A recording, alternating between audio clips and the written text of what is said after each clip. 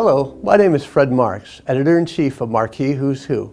It is with great pleasure that I introduce Mr. Solomon Kal Rudman's legacy video.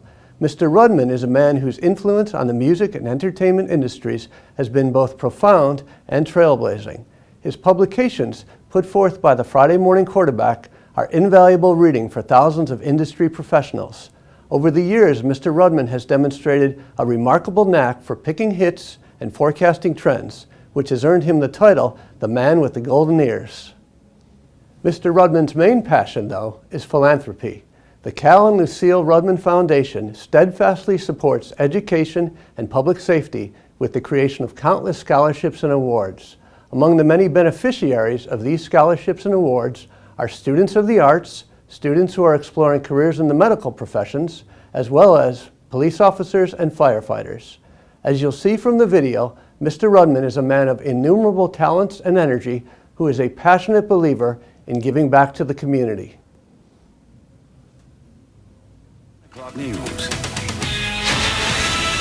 The Citizens Crime Commission honors a local publisher and philanthropist with this year's Jefferson Award for crime fighting. Kal Rudman is the first civilian to win the prestigious award. He was the first person to put up an award on the Officer Gary Skursky case. His generosity contributed to the solving of that case. The president of the Citizens Crime Commission says the award is a way for the city to say thank you. Only one person wins it a year, and it's significant. It shows that people care, the community cares, law enforcement cares about what certain people are doing. Yeah, it's funny. I met him at a Girl Scout meeting. It was up outside the city, and he was sitting on a stage, and I knew Kal Rudman from way back when he was a disc jockey, from the radio only, so I didn't know what he looked like.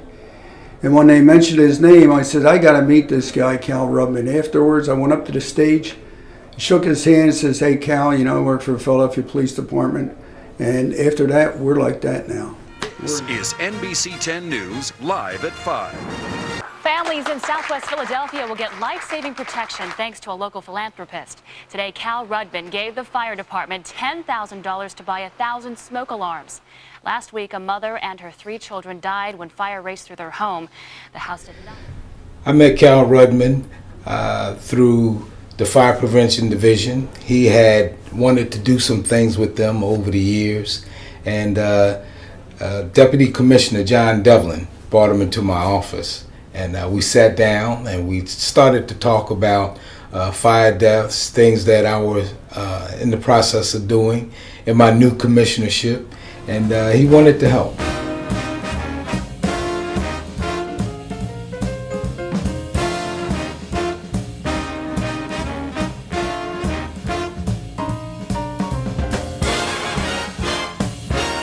And Kal and Lucille were, as is their way, very generous funders. So one evening at the home of the president, at the residence of the then president, the late Constantine Papadakis of Drexel, we were seated at a table with Kal and Lucille. And it was adoration at first sight. He so reminded me, because he is this weird combination and wonderful combination of erudite and earthy.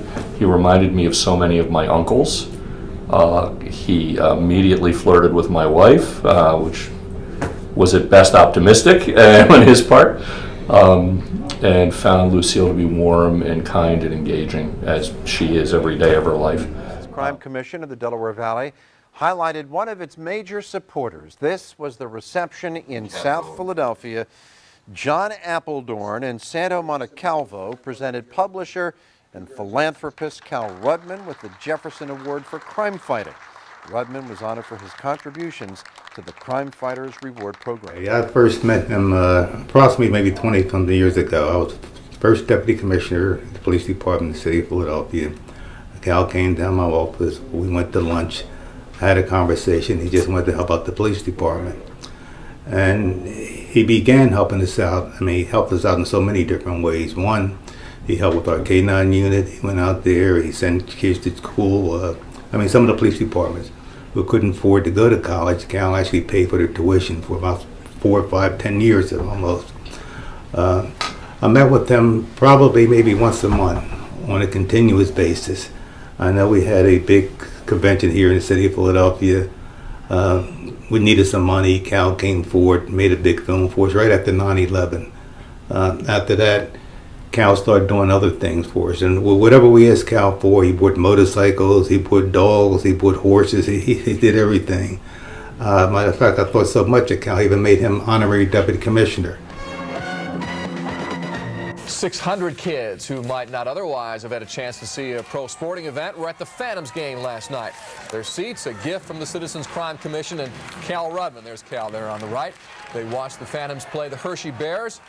The game was tied at 4-4. They put the Phantoms... Well, I've known Kal Rudman for over 40 years. I actually met him on the dance floor back at Valentino's in Cherry Hill in 1977. As he says, we're connected at the hip in music.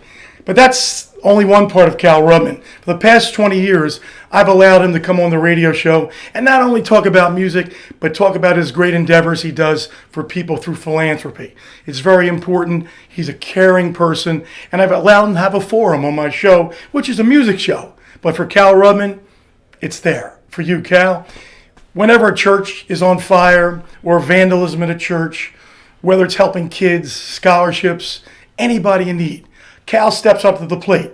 He doesn't wait for the phone call. He makes the call. That's why Kal Rudman is the man. He's Philadelphia's favorite philanthropist, the people's philanthropist. I'm glad to be part of it.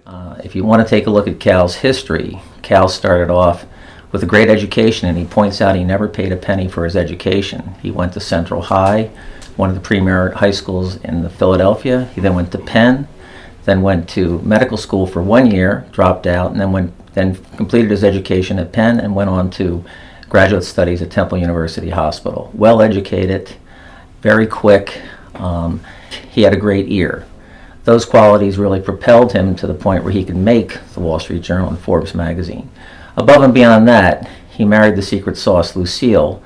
Never knew how lucky he was, and I'm sure he won't admit it, but Lucille definitely makes a big difference. She's incredibly gifted, incredibly smart, and works very hard.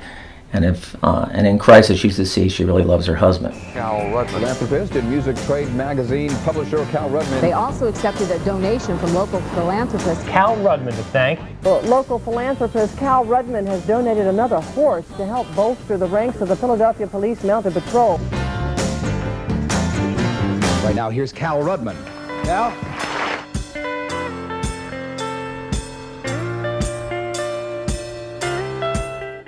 The word is careers, many. And I prelude that by saying I've never been lucky, coincidence, and any synonyms in Roget's thesaurus. I was convinced at Central High that I wasn't that smart, surrounded by brilliant boys, all boys. Therefore, I absolutely believe that my entire life, from beginning to end, was blueprinted, roadmapped by God Almighty and His family. My life has been full of impossible, statistically so, right place, right time, unimaginable. Therefore, at Central High, quickly, the school commission had a program with the biggest radio stations, pre-television at that time, and students from the high schools could sign up. I did sign up when I was 15. In the morning we had classes of KYW, and in the evening classes at the huge WIP.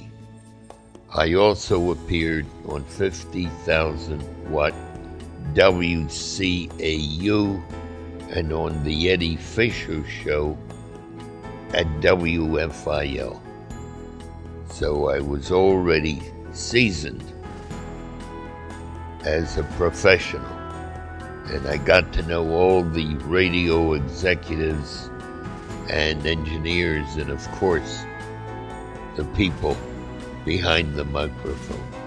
Very few women at that time. I won the top scholarship in my class, the Simon Guggenheim, and then they submitted my name to the Philadelphia City Council. The biggest scholarship was the Simon Muir, Zillionaire Merchants, and I won both, to my amazement. It didn't seem logical, but that continued the rest of my life. And I'm now chronologically 87, but functioning yet, I would say at about 37. Thank you, God. Kal Rudman is a legend in the entertainment industry. Our students and faculty know who he is and what he has accomplished.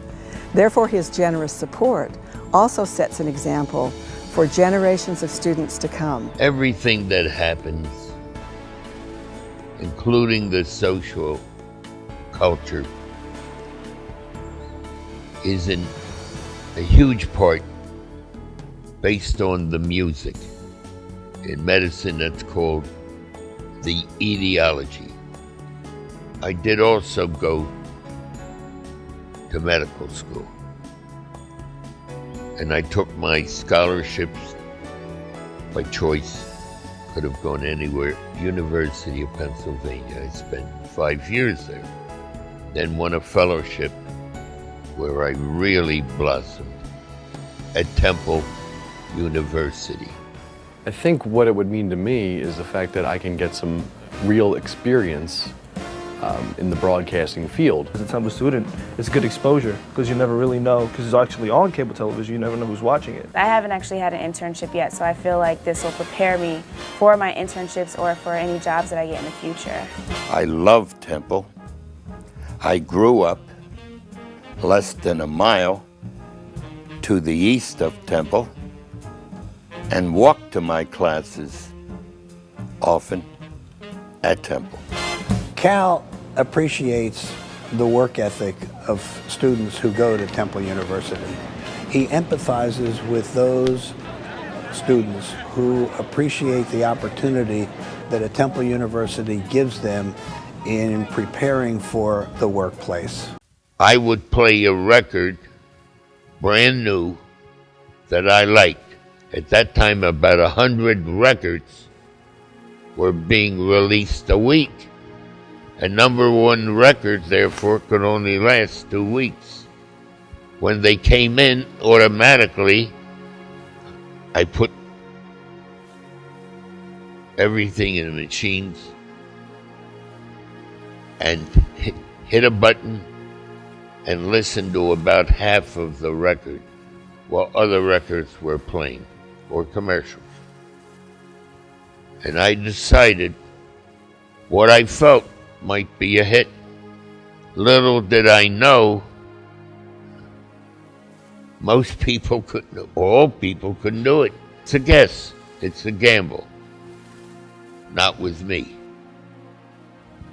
And the reason I played it 6 times in a row, all my pre-med and science education, arranged by the Almighty in advance, free of charge, at the biggest universities, any which one I wanted to choose. I couldn't leave my crippled father with a little grocery store, working 18 hours a day. And I would play it 6 times because repetition creates reputation. And it's not how heavy you are to attain some length of legacy. It's how long you're heading.